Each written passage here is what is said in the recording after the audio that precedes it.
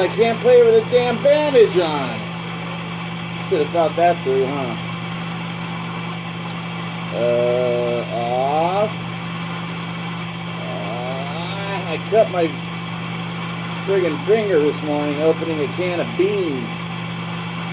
And boy, did they come flying out about 20 minutes ago. Just for your information. Just so you can think about that. Me opening a can of beans, and then I'm like this, like a pig, you go, to get all the beans, and I friggin' slit my finger open, like an idiot. I don't even know if I'll be able to play with, I should be able to play with this. I mean, according to all you, most of you guys, I suck anyways. You don't go back, you don't look at any of my other videos, you don't see the videos where I was in bands before you both, most of you were even born.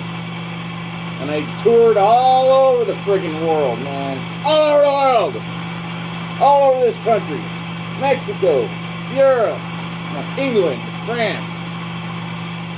Your mommy's underpants. I had to say it, man. I had to. Dang it, man. I should say your aunt's underpants, because mom, that's too much. Damn. I really sliced up some meat there, man.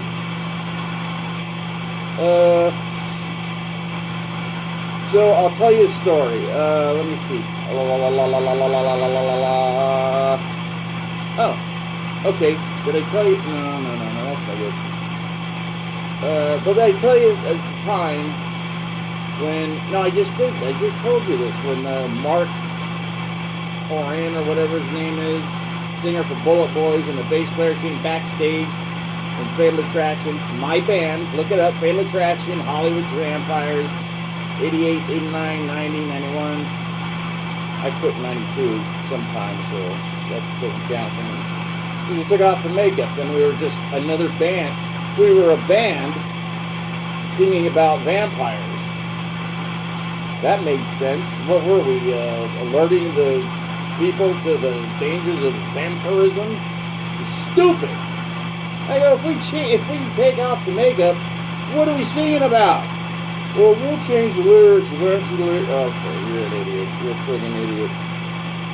And the band they were nice guys, but they weren't very bright.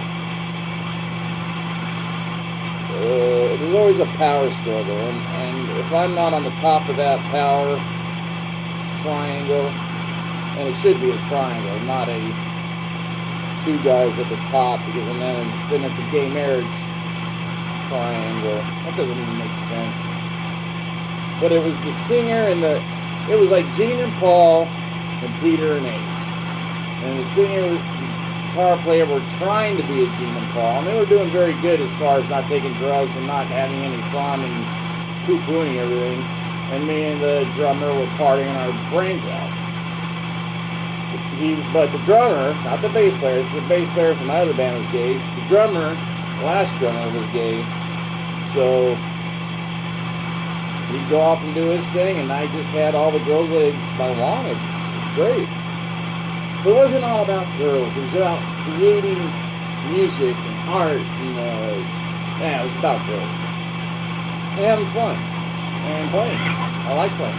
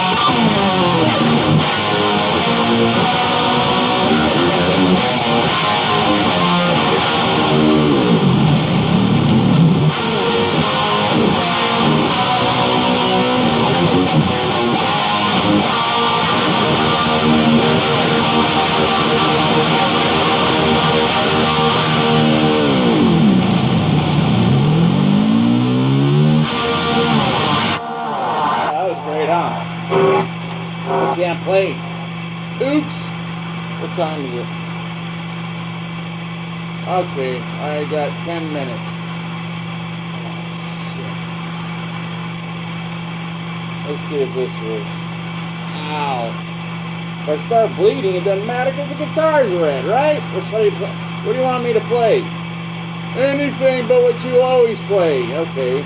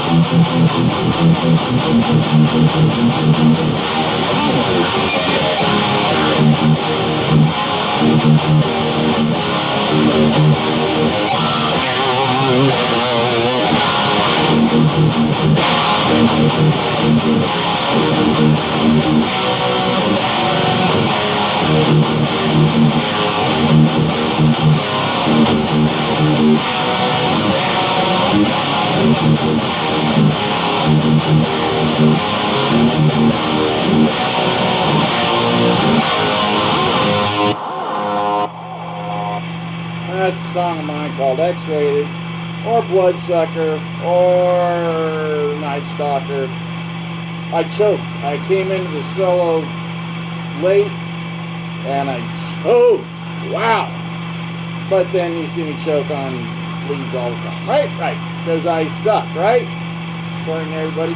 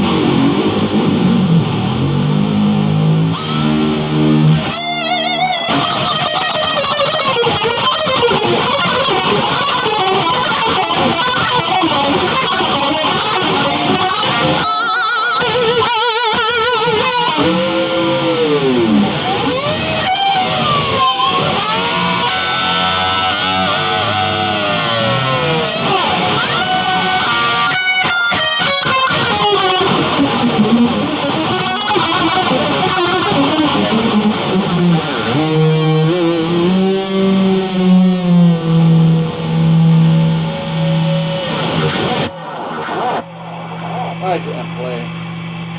What time is it now? I'm out of here. I'm not gonna bore you with a long whatever. And that's what's on. The damn, I don't need this on. Let's see what the difference is. I had the overdrive on.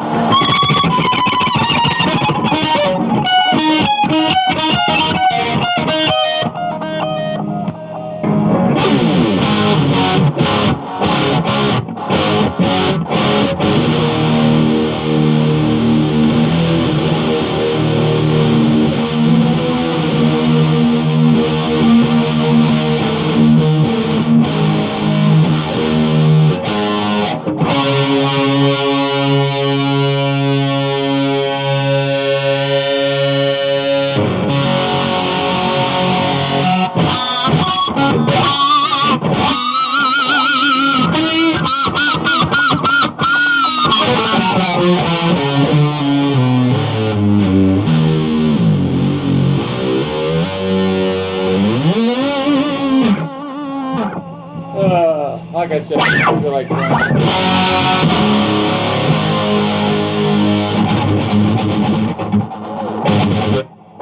See, all the settings are off now that I arranged everything for the overdrive to be on.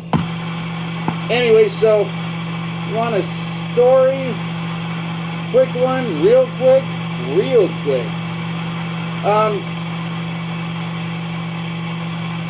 I can't think. I cannot think.